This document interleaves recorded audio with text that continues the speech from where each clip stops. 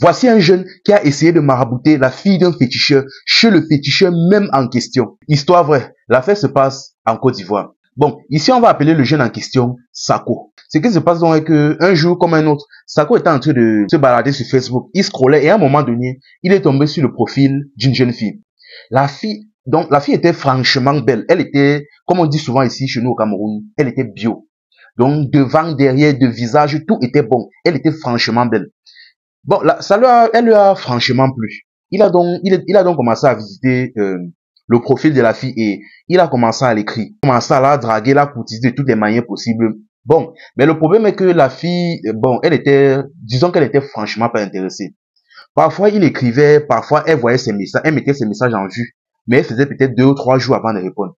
Il donnait des rendez-vous, elle refusait constamment, et ainsi de suite, et ainsi de suite. Au point où, à un moment donné, ça a commencé franchement à le frustrer. Il a insisté encore, mais la fille ne faisait que refuser.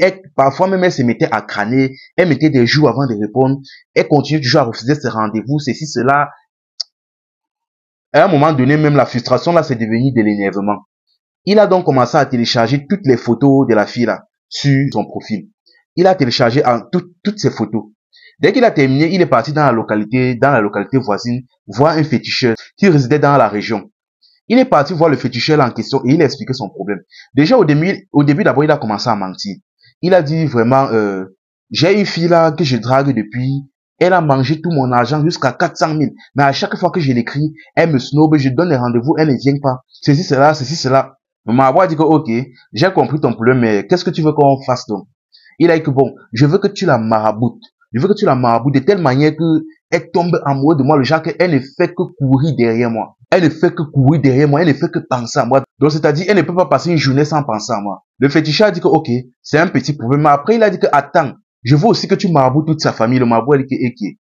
Sako a dit que non, je veux que tu fasses aussi en sorte que, quoi que je dise, quoi que je fasse, donc, même si je dis quoi, je veux que tu fasses en sorte que quoi que je dise, toute sa famille accepte. Ils ne discutent pas. Ils acceptent ça comme si c'était naturel. Même si ce que je demande est bizarre comment. Le féticheur a dit que, ok, bon, pour la fille, je comprends, mais pourquoi tu veux aussi impliquer la belle famille? Est-ce qu'ils étaient là quand leur fille mangeait ton argent? Le gars a dit que, pardon, fais seulement, j'ai l'argent que je vais te donner. Le féticheur a dit que, ok, il n'y a pas de souci. Il a donc dit que, bon, déjà, c'est 300 000, mais avant de me donner la somme, tu vas d'abord sortir, tu vas partir imprimer la photo de la fille en question et tu vas venir me remettre ça avec l'argent. Chose dit, chose faite. Il est donc sorti, il est parti imprimer la photo de la fille. Et en revenant, il a remis la photo au féticheur. Quand le féticheur a pris la photo, à son grand étonnement, il s'est rendu compte que c'était sa propre fille. Le gars a dit que, ok, mais il n'a pas laissé transparaître son étonnement. Il a demandé au jeune que tu es sûr que la fille si t'a fait ça. Il a dit oui. Il a dit que, ok, donne-moi les 300 000 dont convenu. Il a remis 300 000 au féticheur, et dès que le féticheur a pris, il a retiré 10 000 et il lui a rendu. Et le féticheur est resté avec 290 000. Il était assez étonné, mais bon, il ne s'est pas posé de questions. Le féticheur s'est donc levé, il est parti, il a demandé au jeune homme de l'attendre là. Il est donc sorti, il a enfermé le jeune dans sa maison, et il est parti dans son autre maison voir sa fille. Il a demandé à sa fille que ma fille, est-ce que tu as eu à manger l'argent de quelqu'un récemment? Elle a dit que non. Je ne mange pas l'argent des gens. Il dit que ok. Est-ce que tu as eu à manquer de respect ou à frustrer quelqu'un récemment? Elle dit oui. Il y a un jeune là qui m'avait quand même dragué sur les réseaux. Et je l'ai un peu tourné. Mais bon, mais pourquoi? Il dit que ok. Il a tiré sa jeune fille. Il l'a amené peut-être vers proche de sa case. Il a demandé de guetter par la fenêtre. Elle a guetté, elle a vu le jeune homme et elle a reconnu. Il a dit que tu es sûr que tu n'as pas mangé l'argent du jeune. Il dit que non, je n'ai pas mangé son argent.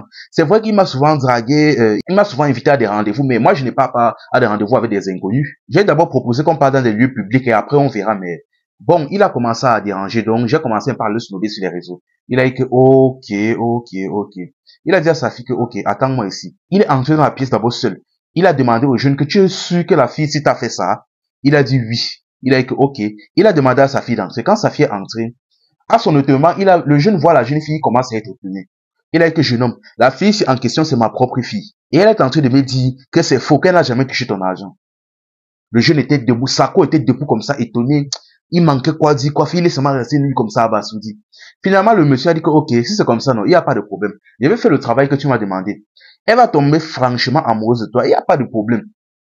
Mais sache que quand je t'ai remis les 10 000 sur la somme, quand je t'ai remis les 10 000 là, sache que les 10 000 que tu as récupérés là, c'était les pots cassés. C'est-à-dire, je vais faire le travail que tu m'as demandé, mais c'est toi qui vas récupérer tous les pots cassés, tous les séquelles du sort que je vais lancer. C'est-à-dire, à chaque fois, c'est-à-dire, à partir du moment-ci, ma fille va tomber amoureuse de toi, il n'y a pas de problème. Mais, de un, déjà, tu ne pourras plus bander sur aucune autre femme. C'est-à-dire, comme elle commence à tomber amoureuse de toi, là, c'est jusqu'à la gare. De deux, tu ne pourras plus donner de l'argent à aucune autre femme, à part ma fille et ta mère. Et troisièmement, le jour où tu sors, où tu dépenses de l'argent chez une fille, tu vas mourir. Le jeune est resté comme ça là. Il voulait parler, mais les mots ne sortaient pas.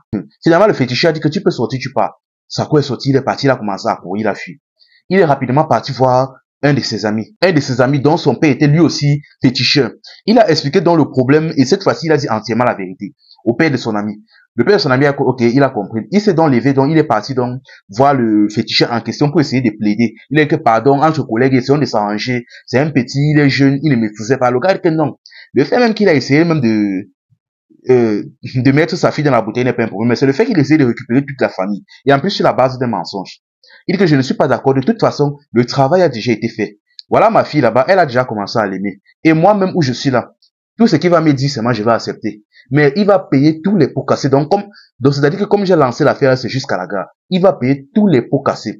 C'est ainsi que jusqu'à aujourd'hui là, il est dépassé. Il ne peut plus draguer une autre femme. Il ne peut plus donner de l'argent à aucune autre femme que sa mère et la fille en question. Même à sa propre sœur, il ne peut pas donner quelque chose. Et regardez maintenant comment sa vie est. Tout ça parce qu'il ne pouvait pas simplement soit être patient ou accepter juste un refus. Voici un jeune qui essayait de sacrifier sa propre mère, sans savoir qu'elle était elle-même une grande sorcière, voire même plus puissante que le féticheur qu'il est allé consulter. Histoire vraie, l'affaire se passe au Bénin. Voici le jeune en question. Ici, on va l'appeler Sako. Ce qui se passe donc est que Sako est né dans une famille assez pauvre, on va dire. Tout le monde dans sa famille était pauvre. Ce qui fait donc qu'après l'obtention de son bac, il voulait aller à l'université, mais malheureusement, il n'y avait pas l'argent. Il a demandé à sa mère. La situation de sa mère était aussi compliquée. Il est parti voir, même dans la famille, ça ne donnait pas. Bon, finalement, il est allé voir ses amis, dit que pardon, si vous avez un travail ou un réseau, vous pouvez me mettre, je ne sais pas. Ses amis lui ont répondu, gars, Sako. Ici, là, non, c'est chaud pour tout le monde. Nous sommes en train de chercher et de galérer comme toi. Finalement, à un moment donné, un de ses amis l'a un peu interpellé de côté, un groupe d'amis. Il lui a dit que bon, là, franchement, notre problème, il y a l'impression qu'on risque seulement compter sur le mystique. Lui-même, il a dit que oui, franchement, je pense que moi-même, je risque de compter que sur ça. Finalement, donc, ils se sont donc entendus. Il a dit, bon, je connais un monsieur, un faiseur de riches, qui habite dans le village un peu plus loin, dans un village un peu plus loin d'ici. Donc, si vous êtes d'accord, on fait un voyage, on arrive là-bas, on s'en va le consulter. Chacun a validé, vu la situation, personne n'a essayé de protester. Ils sont donc entendus, ils ont organisé un voyage et dès qu'ils sont donc arrivés là-bas, ils ont consulté le féticheur en question. Le féticheur, bon, a vu leur situation, il les a demandé, vous êtes sûr de ce que vous voulez faire? Ils ont dit oui. Il a dit que bon, pour lancer le processus, il n'y a pas de problème, mais vous devriez sacrifier chacun vos mamans. Les gars ont été surpris sur le coup, mais bon, ils s'y attendaient un peu. Ils vivent quand même au Bénin, ils s'y attendaient un peu. Bon, certains ont flippé, ils ont refusé. Ils ont dit que non, pardon, je ne peux pas faire ça. En fait, tout le monde a refusé, sauf Sako. Lui, il a dit que non, si c'est pour l'autre, là, il n'y a pas de problème, je vais le faire. On dit que ok. Il lui a donc dit que rentre chez toi, donc, tu me ramènes la photo de ta maman. Que ce soit la photo ou peut-être même quelque chose, son image même imprimée sur un bout de papier. Va, tu prends ça, tu viens me donner. Il a dit qu'il a compris. Ils sont donc rentrés, ils ont pris le bus, ils sont rentrés donc dans leur village d'origine. Une fois là-bas, donc, tout le monde a dit à Sako que, franchement, moi, je ne suis pas chaud pour faire ça, donc, le reste, ça dépend de vous. Ils sont partis. Sako, lui, était déterminé. Il est rentré chez lui. Il a pris la photo de sa maman. Et le même soir, il a réorganisé un voyage. Il est parti voir le féticheur. Arrivé dans le village du féticheur, il a donné la photo au féticheur. Le féticheur a dit que bon, là, c'est bon. Il a fait quelques incantations. Il a dit que c'est bon. Là, maintenant, tout le reste va se passer à distance. Tu peux rentrer chez toi. Je vais travailler ici. Et au fur et à mesure que le temps va se passer, toi-même, tu vas constater que la santé de ta maman va se dégrader au fur et à mesure jusqu'à ce qu'elle décède. Et à partir de là, ton succès va commencer. Ton ascension va commencer sérieusement. Il a remercié le marabout et il s'en est allé. Une fois donc qu'il est parti, au moment où il est arrivé chez lui, il a vu sa mère assise à la porte, en train de le regarder en souriant. Il la regarde aussi, il était un peu surpris, mais il s'est dit, ah, peut-être elle est de bonne humeur. Il est donc parti donc. Et à un moment donné, quelques temps plus tard, donc, la santé de sa mère donc commençait un peu à s'aggraver. Un peu, elle avait le palu, un peu, elle avait mal au dos, un peu, elle avait les rhumatismes, un peu. C'est comme ça que sa santé a commencé sérieusement à se dégrader. Là maintenant, lui-même, il a donc vu que le marabout devait être en train de travailler. Et à un moment donné, sa mère l'a appelé. Elle était couchée sur son lit, elle l'a appelé, elle dit que Sako. Il a dit, oui, ma. Il dit que qu'est-ce que tu es parti faire? Il dit que, mais de quoi tu parles? Elle a insisté que qu'est-ce que tu es parti faire là-bas? Il a insisté, il fait comme s'il ne comprenait pas.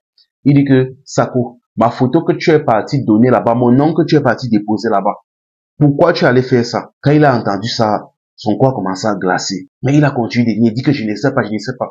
Finalement, ça m'a dit que tu ne sais pas. Elle a dit que, ok. Elle s'est levée donc, elle a tiré en bas de son lit un miroir. Elle a placé devant lui, elle a fait quelques gestes et il s'est mis à voir la scène comme en vidéo de comment tous les voyages, les allers-retours qu'il est parti faire, le marabout qu'il a consulté, comment il est rentré prendre la photo, venir donner, comment le marabout a travaillé et tout et tout. Là, comme il était sur place, il a regardé, son sang a commencé à glacer. Ça m'a dit que comme tu vois là, je suis moi-même une très grande sorcière. Je suis même le chef de celui que tu es parti consulter là. Ce qui se passe, c'est qu'à votre naissance, je n'ai pas voulu vous sacrifier parce que vous étiez mes enfants. Mais aujourd'hui, tu t'en vas voir même un de mes subordonnés pour essayer de me vendre. Il dit que non, ça ne va pas se passer comme ça. Ce que tu as semé là, tu vas récolter. À ce moment-là, il essayait de crier et sa voix a bloqué, il est devenu mieux sur place. Il s'est levé, il est sorti de la maison, commencé à courir, mais il est tombé sur la cour. Il n'arrivait plus à se lever. Là, des passants sont passés le voir, des jeunes du quartier, on s'est rapproché de lui, on a dit qu'est-ce qui se passe? Il s'est mis à faire finalement, on l'a porté, on l'a mené à l'hôpital. Une fois à l'hôpital, les docteurs ont dit que non, l'affaire si on ne comprend même pas ce qui se passe. Il est déjà mis, on peut rien faire, on ne comprend même pas ce qu'il arrive. Donc, pardon, soit vous l'amenez dans notre hôpital, soit je vous conseille de l'amener même dans une mosquée. Ils l'ont porté, donc ils l'ont amené dans une mosquée. Mais une fois à la mosquée, on a encore essayé, fatigué, de traiter le problème, mais on n'a pas pu. Là, l'imam a dit que là, il doit se confesser. Il a essayé, fatigué, de se confesser, mais il n'arrivait pas à parler. Il était devenu mieux sur le coup. Finalement, donc, on lui a eu l'idée de lui donner une feuille de papier et un stylo. Il a écrit sur le papier qu'il est parti consulter un marabout pour sacrifier sa mère et avoir beaucoup d'argent. Mais le problème est que, apparemment, sa mère elle-même était une sorcière et elle a découvert cela et là, maintenant, elle essaye de le tuer. Puis le jeune là-bas, après avoir lu le papier, dit que, ah, donc c'est ce qui s'est passé. Après avoir écrit ça, il a marqué un point. Lui-même, il est tombé, il est décédé sur le coup. À ce moment-là, ils ont porté le corps du jeune. Ils l'ont amené à la morgue. Et ils sont directement dirigés vers la maison de la femme. Ils ont posé la question à la femme, est-ce que c'est vrai ce que tu as fait? Elle n'a pas essayé de nier, elle a dit oui. Il est parti, je ne sais où. Je l'ai élevé, je l'ai protégé toute ma vie. Il est parti, je ne sais où pour essayer de me vendre. Ça ne devait pas se passer comme ça. Il n'a eu que ce qu'il méritait. Après avoir dit cela, la population ne voulait plus rien comprendre. C'est ainsi qu'on a pris les roues, le pétrole, ce que vous connaissez là, et on a fini avec elle. C'est comme ça que le même jour, elle et son fils sont décédés.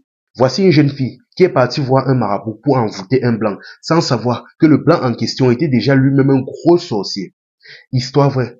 L'affaire se passe au Gabon. Ici, on va appeler la jeune fille en question Joséphine. Ce qui se passe donc est que Joséphine donc était une lycéenne au Gabon. Et elle habitait dans une zone avec une forte présence étrangère. Il y avait énormément de Français dans leur zone. Ce qui se passe donc est que dans cette zone-là, quand une petite fille réussit à se dégoûter, un de ces blancs-là, elle était à l'aise pendant un temps. C'est-à-dire, il dépensait énormément sur les jeunes filles en question. Ce qui fait donc un jour donc, en se baladant là, un blanc l'a donc accosté et l'a un peu dragué. Et le blanc en question était un dentiste, c'est quelqu'un qui avait énormément de moyens. Et elle a vu ça à distance. Il a commencé à la draguer et vous devez savoir que le type était tellement beau dans sa drague que à chaque fois qu'il la draguait, elle se sentait spécial. Au point où la jeune fille est même tombée amoureuse du gars. Dans la draguerie, donc, au lieu de se contenter, donc, des dragueries, des petits cadeaux que le gars lui faisait, elle s'en est rapidement allée voir un marabout. Elle a expliqué au marabout que, pardon, j'ai un gars là qui me drague, mais j'ai l'impression que il tourne un peu. Parce que oui, le blanc en question est un coureur de jupons. Elle a dit, j'ai un gars là, j'ai un blanc là qui me drague, mais il tourne un peu, il fait quelques simagrées là, je sais pas. Donc, si tu pouvais me faire quelque chose qui fait qu'il soit accro à moi.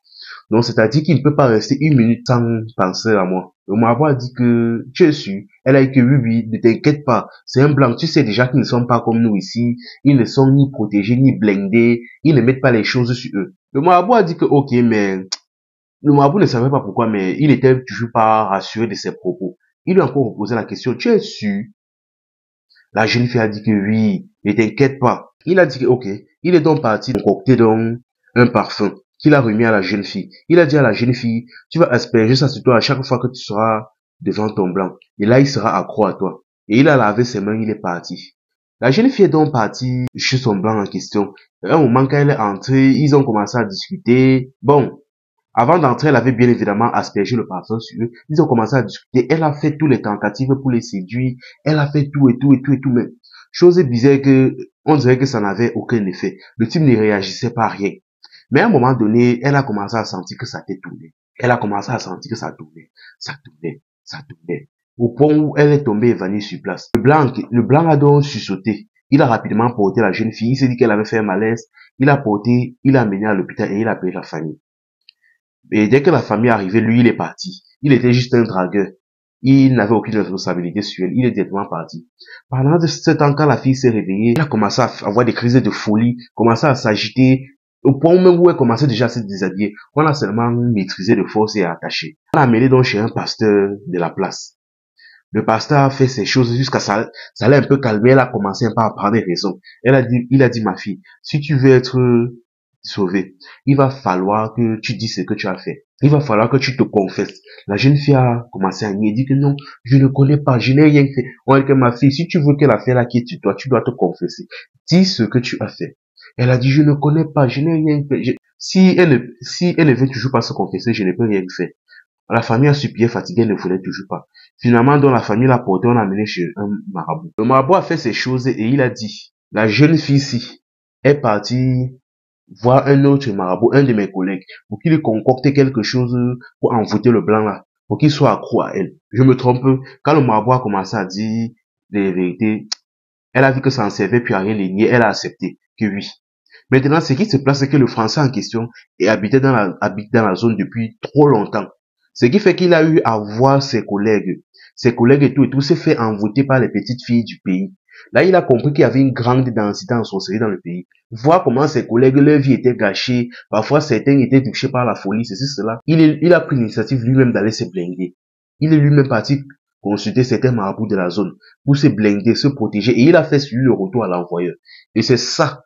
Et le même parfum que tu as utilisé pour l'envoûter là, ça a fait un retour à l'envoyeur sur toi et c'est ça qui t'a lancé presque la folie. Bon, après avoir dit tout ça, elle a accepté, elle s'est confessée une fois d'elle-même. Ce qui fait donc que le marabout a donc fait ses petites incantations pour retirer ça sur elle. Elle était guérie, certes. Elle était guérie, elle a commencé à vivre une vie assez normale, mais il y avait eu quelques séquelles sont restées. C'est-à-dire, la folie était quittée, mais il y avait quand même quelques signes qui montaient souvent qu'elle avait des manques dans sa tête. C'était un manque. Ah, et à cause de ça, l'année, elle n'a pas pu composer son bac. Ah, franchement, la famille. Franchement. Tellement elle était avide d'argent, elle est allée jusqu'à chercher à envoûter un sorcier. Ah, les jeunes filles d'aujourd'hui. Les femmes et l'argent. Les femmes et l'argent. Le type a raté. Allez toujours continuer.